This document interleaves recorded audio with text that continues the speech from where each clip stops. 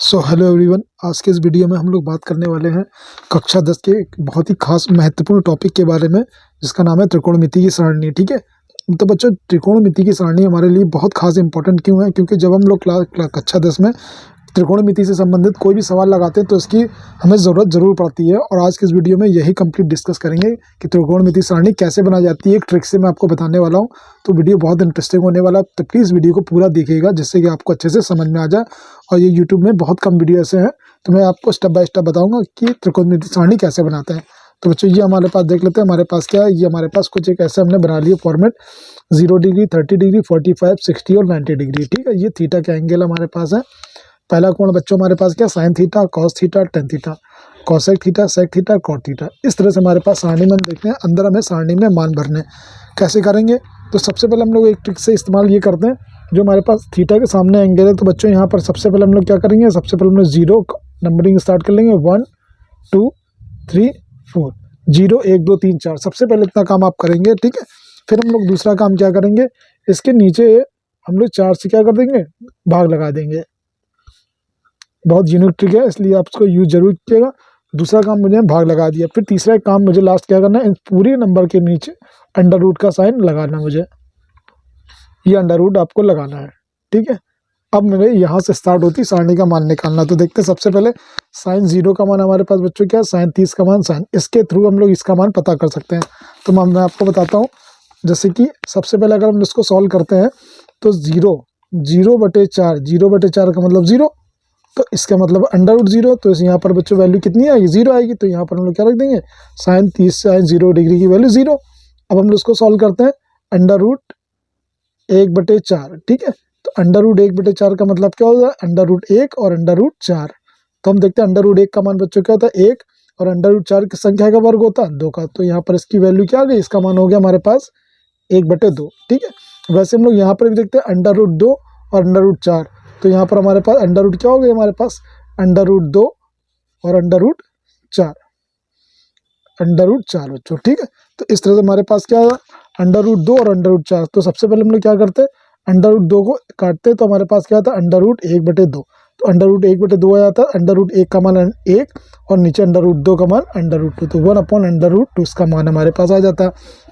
फिर वैसे ही सेम हम लोग बच्चों यहाँ पर करते हैं, अंडर रूट 3 और अंडर रूट 4। तो अंडर रूट 4 की संख्या का वर्ग है 2 का, तो अंडर रूट 3/2। तो यहाँ पर हमारे मान पास आ जाता है अंडर रूट 3/2। 4 से 4 हम लोग कैंसिल कर देंगे, आंसर बचेगा 1। ठीक है, तो इस तरह से हमारे पास हमने क्या देखा, साइन 30 का मान, 0 का मान, 45 का मान, 60 का मान, 90 का मान हमारे पास आ गया। अब बच्चों क्या करना, अगर कॉस का मान निकालना है तो कॉस का मान बिल्कुल सिंपल है। इसका जस्ट अपोजिट उल्टे क्रम में हम लोग रखते हैं। तो कॉस जो 90 का मान था वो 0 का मान बन जाएगा, जो 60 का मान था वो 30 में बन जाएगा, और 45 का मान दोनों सेम होता है। और यहाँ पर 1/2, 0 का मान ये बन जाएगा। तो कहने का ये सीधे सीधे मतलब है कि अगर साइन की सारणी का मान अगर आपको याद हो जाता है तो कॉस का मान अपने आप याद हो जाएगा। अब हम लोग बात करते हैं टेन के मान की बात।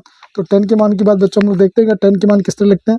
क्या आपको पता है कि टेन थीटा बराबर कितना होता है, साइन थीटा बटे कॉस थीटा। इस तरह से हम लोग इसका मान निकाल लेंगे। तो ठीक है, साइन और कॉस की हम लोग वैल्यू पता है। तो 0/1, जो 0/1 का मतलब हमारे पास क्या होता है, 0 होता। तो इसका मतलब हमारे पास आंसर यहाँ पर क्या आया, 0 आया। अब हम इसकी अगर वैल्यू निकालते हैं तो इसकी वैल्यू ये हमारे पास कैंसिल हो जाएगा, 2 2 क्या बचेगा, 1/√3 बचेगा। इन दोनों के मान अगर लिखते हैं साइन थीटा बटे कॉस थीटा, दोनों आंसर हमारे पास सेम है। तो ऊपर नीचे आंसर में वैल्यू कट जाएगी, तो आंसर मेरे पास 1 बचेगा। बच्चों इसकी अगर वैल्यू रखते हैं तो 2 और 2 कैंसिल हो जाएगा, अंडर रूट 3 बचेगा। ठीक है, और अगर 1/0 का मान रखते हैं, 1/0 का मतलब कि भी संख्या का भाग देना 0 में, तो हमारे पास क्या होता है, वो अनंत हो जाता है, अपरिभाषित। तो इस तरह से हमारे पास बच्चों क्या हो गया, अगर साइन थीटा का मान याद है तो कॉस थीटा निकल आएगा, और टेन थीटा बराबर क्या होता है, साइन थीटा बटे कॉस थीटा। इन दोनों के मान को बटे में रख करके हम लोग टेन थीटा का मान निकाल लेंगे। अब हमारे पास सारणी बहुत ही आसानी से निकाल सकते हैं। तो बच्चों देखिए, कॉसेक का मान क्या होता है, कॉसेक का मान साइन का जस्ट उल्टा होता है। तो 0/1, तो 1/0। तो 1/0 का मतलब क्या होता है, यहाँ पर अनंत होता है, परिभाषित। ठीक है, और यहाँ पर हमारे पास 1/2 होता है। तो यहाँ पर क्या हो, 2/1 का मतलब 2, 1/√2। तो 2/√1 का मतलब अंडर रूट 2, अंडर रूट 3/2 का मतलब 2/√3, और 1 का मतलब 1 आएगा। ठीक है, सेक हमारे दिखते हैं, सेक कॉस का उल्टा होता है। तो 1 आया इसका मान, तो यहाँ पर भी इसका 1 आएगा। और कॉस का अंडर रूट 3/2, 2/√3। इसका मान बच्चों उल्टा हो जाएगा हमारे पास, ये हमारे पास 1 आएगा और जीरो का मतलब हमारे पास कितना आएगा अपरिभाषित यहाँ पर। और कॉर्ड का देखते हैं 10 का उल्टा, तो 0/0, इसका मतलब आंसर क्या था अपरिभाषित। 1/√3 का मतलब है बच्चों √3, यहाँ पर आंसर हमारे पास 1/1 और यहाँ पर जस्ट इसका अपोजिट आएगा √3/1 का मतलब 1/√3 और यहाँ अपरिभाषित बटे 0 का मतलब 0। तो इस तरह से हमारे पास बच्चों पूरी सारणी का मान अच्छे से निकल के आ जाएगा। बहुत ही आसान तरीके से मैंने आपको समझाया।